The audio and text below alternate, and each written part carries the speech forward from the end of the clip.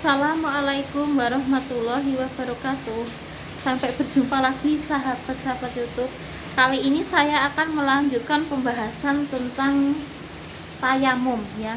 Jadi ibadah sholat yang kita lakukan tadi pertama kali adalah wudhu. Tata caranya sudah dijelaskan tadi ya.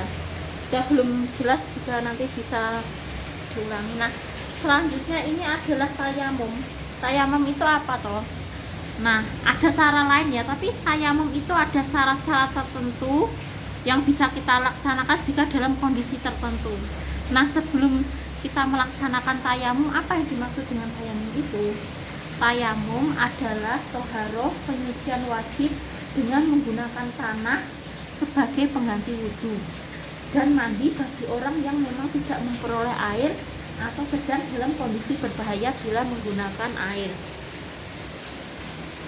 Nah, tata cara tayamum itu yang dimaksud dengan bahaya itu apa? Misalnya sakit atau tidak memperoleh air misalnya ya, atau sedang dalam perjalanan, itu juga bisa dilakukan tayamum ya.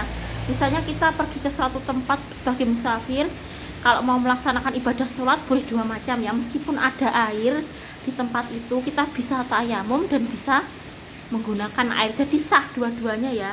Jadi kita bisa tayamum jika sedang dalam perjalanan kita mau sholat sebagai musafir itu ya, kita dapat melaksanakan sholat dengan dua cara. Pertama dengan wudhu menggunakan air, dan yang kedua dengan tayamum. Itu dua-duanya sah ya, terserah, itu suatu keringanan. Dan tayamum itu dilakukan apabila orang itu sakit dan diperkirakan ya, kalau misalnya kena air itu membahayakan dirinya, itu bisa dilakukan tayamum. Jadi tidak wajib wudhu ya, bisa tayamum. Nah, tata cara tayamum itu bagaimana toh? Nah, niat bertayamum, niat itu juga diucapkan dalam hati ya, tidak perlu usoli tayamumi misalnya ya. Nah, cukup diucapkan dalam hati. Kemudian menepukkan kedua telapak tangan pada tanah atau yang berhubungan dengannya seperti tembok, lalu mengusap wajah dan kedua tangan. Nah, itu dua hal yang bisa kita lakukan jika kita akan melaksanakan ibadah sholat. Pertama dengan wudhu ya, wudhu itu bisa kita laksanakan jika memang bisa ya, tapi kalau memang ada sesuatu halangan yang menghalang kita untuk tidak bisa wudhu ya, bisa kita laksanakan dengan tayamum. Tapi syaratnya tayamum itu apa? Bila tidak mendapatkan air atau bisa dalam perjalanan ya, musafir itu ya bisa ya. Jadi musafir itu kalau mau sholat itu bisa tayamum, bisa wudhu.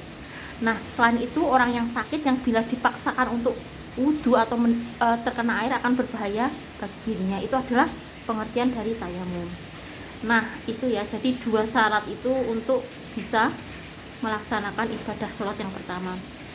Sekian dulu ya sahabat-sahabat YouTube video dari saya tentang tayamum ya.